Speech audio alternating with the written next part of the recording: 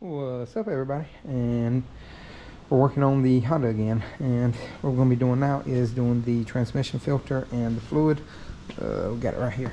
These have inline filters. We did get original one from Honda.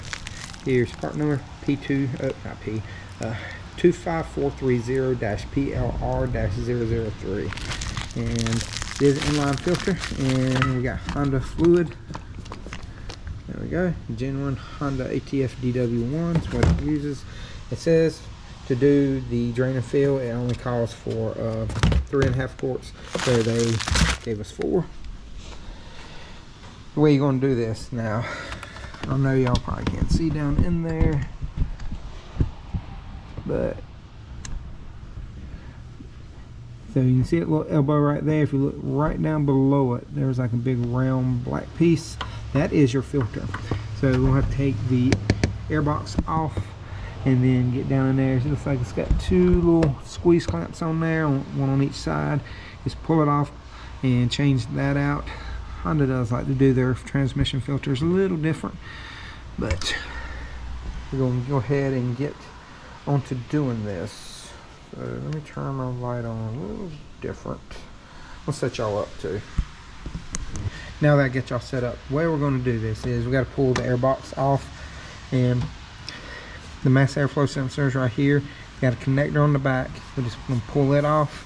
Then this tube that runs right there, there is a hose clamp, kind of looks like that one on the back side. We're going to try to take that out. It is up against the air tube a little bit, so it's going to be a little bit of a struggle to get this one out, but take that out, and then you're going to have a hose clamp on the throttle body itself, and we can pull that off, and we can pull this whole box out. And I'm probably going to even pull the bottom box out. Looks like there's a 10 here, 10 there. I'm guessing it's probably 1 or 2 inside of the box.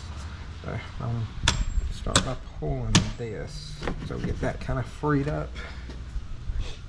And then I do need my light so I can kind of see where this thing is on this.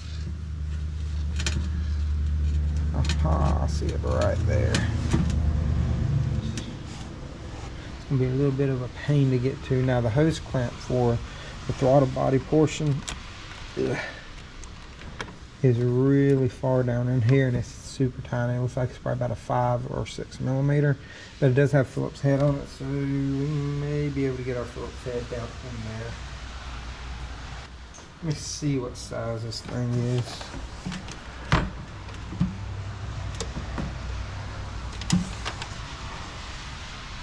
I think it's 5.5.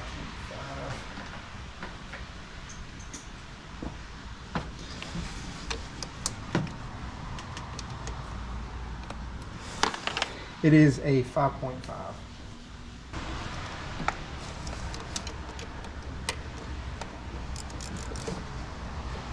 Now we got the right size. Maybe we can get this off of here. You may ever stop and wonder why they only do the 5.5. They don't do half sizes or anything else. I mean, I know they got the new sockets for the lugs that are half sizes, but I'm talking about before any of that ever happened, they always had 5.5s. I know GM had a lot of 5.5 stuff.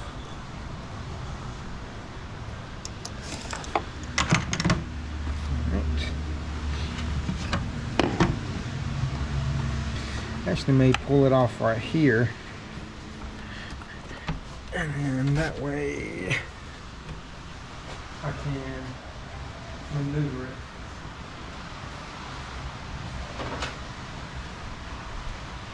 I'm saying that way I can maneuver it around.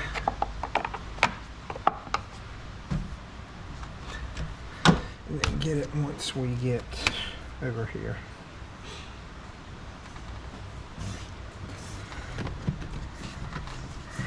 And there's a lot of hoses that are kind of stuck in to the box. Let's see if I can lift this up. Out of here.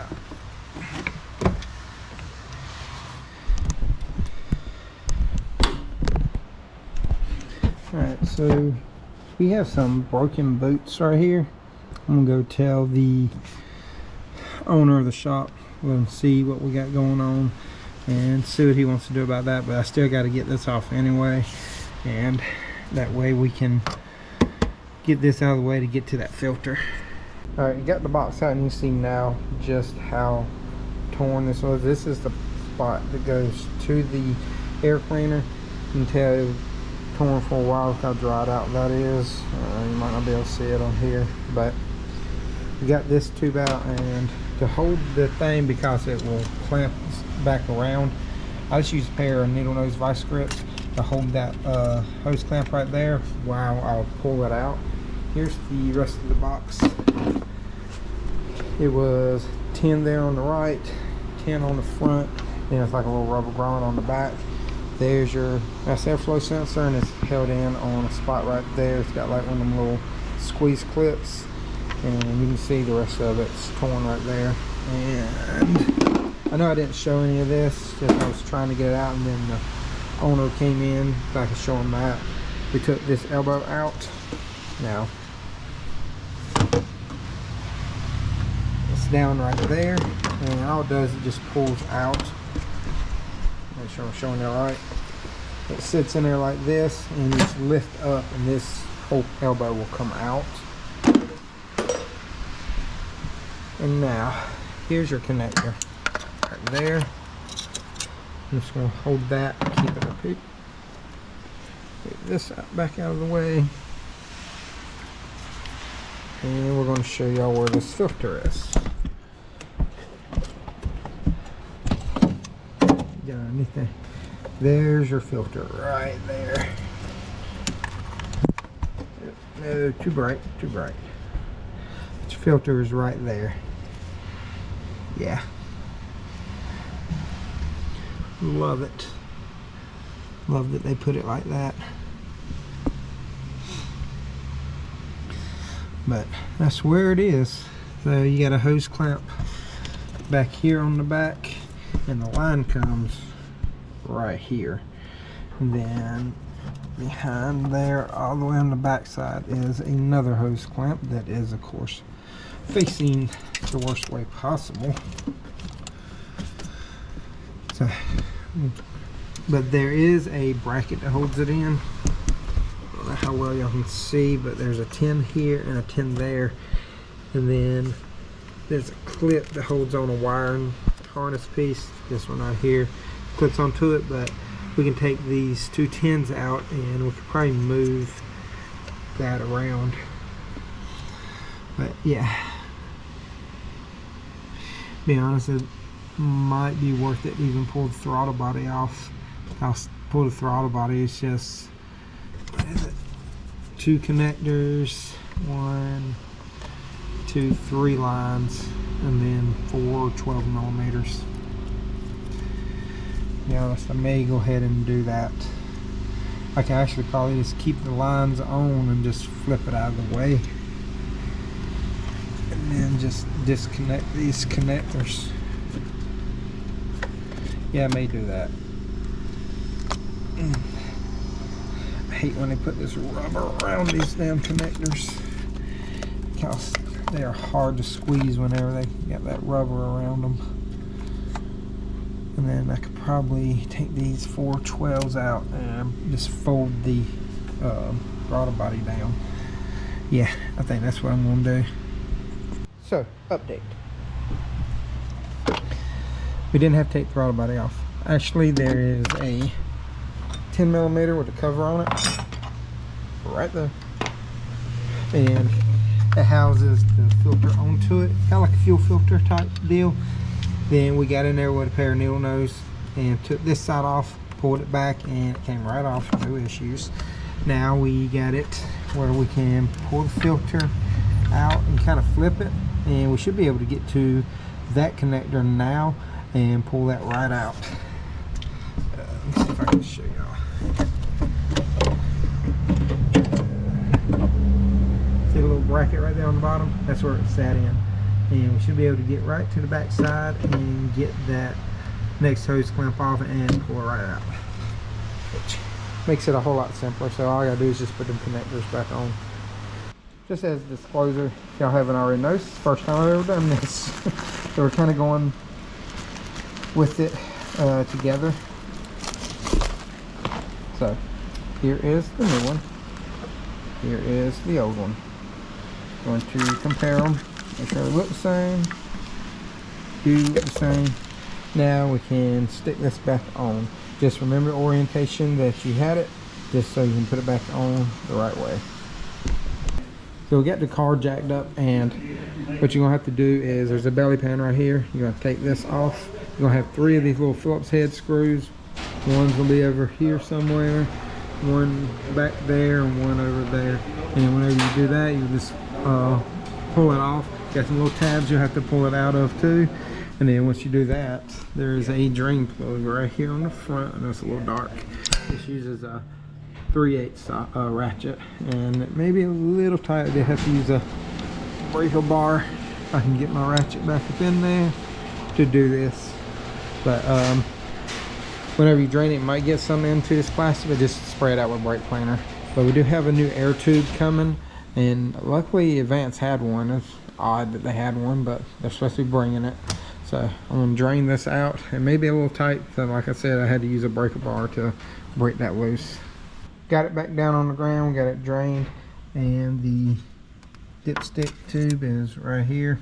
You can see it's right behind the shift solenoids right there on the top, and a little hole right there. I'm going to start by putting 3 quarts in it, and then I can't remember if this has a cold and a hot. No, it just has a hot. So, but that's about how much came out of it. I'd say about 3.5, 4 quarts did come out of it. That's about it. So I'm gonna go ahead and put the 3.5 in there, and then whenever tube comes in, we'll crank her up. We'll put all this back together, crank it up, and then we'll check it periodically as it's warming up. So got the new intake tube in. Is a Dorman's OE Solutions. I know Dorman is a hit or miss type brand. Some of their stuff is good, I found out. Some of it is really junky. But this right here is the air intake hose, 696-105. Don't know how much this was. Let's see if it's the right one. Haven't looked yet, but that looks like it. That goes against the intake right here. That goes through the throttle body. Looks to be pretty good quality. I mean, it is just a rubber intake hose. So if y'all are looking for one for the little 1.8s, this would be it. So beats probably going to Honda and spending $300 on one. But I'm just going to put this air intake tube on. We're going to put the airbox back in and all that stuff. Also on the airbox, you didn't have to take the filter out. I forget that these right here, the lids are attached to the bottoms, and it's just 2 10mm and then the little grommet thing on the back. So you don't have to pull the air cleaner out. We got it running now, got everything back on it, and it's running pretty good. This will be the start of the video with the belt also, because I didn't start it on there and I wanted to wait because I was doing the transmission flush. So we're going to let it warm up and we're going to let it come up to temperature. But I'm going to check it periodically and I'll let y'all know how much it takes at the end. So we checked the fluid. It is full now, and they were spot on with what it called for, 3.5 quarts exactly, and filled it up. So they were pretty dead on. I guess they know their stuff on that. But this is going to conclude this video. If I left out any part numbers, anything, any specs or anything, let me know. I'll reply to y'all's comments. Let me know good, bad, and ugly, because it does help the channel grow no matter what you say. And I try to do better on my videos. If I get negative comments, I try to improve myself as my videos progress, just so I can try to show y'all everything. And don't want to show you every little bolt that comes out, just so I can make the videos a little bit, shorter and to the point without having to show, every little thing that's going on. That's why I kind of go back and forth and just go straight to the, points that I think y'all need to know. So if there's anything that I do leave out that y'all want to see, let me know. I mean, I'll show y'all whatever. Like I got a comment the other day about the ASMR sounds for opening the packages, and I thought that was pretty cool. I was like, I might do a video of that in the future, just kind of do like an ASMR video, just a compilation of me like opening packages for y'all. See how well that goes. It's just little stuff like that does help the channel and gives me video ideas too. And if y'all ever need any like how-to videos on something specific, let me know, and as soon as I get that in, I'll film it and I'll try to tag you in it also, because I can put like YouTube channel names in my descriptions and stuff, and I can actually tag people in that. So if y'all ever want something specific, let me know. But this is going to conclude this video. If you like the video, hit the like, subscribe, notification bell if you haven't already. It does help out the channel. I have the Patreon, the Instagram, all that stuff, shirt, hat, stickers, whatever y'all want to know. Y'all let me know, and y'all remember, support the site. Y'all have a great day.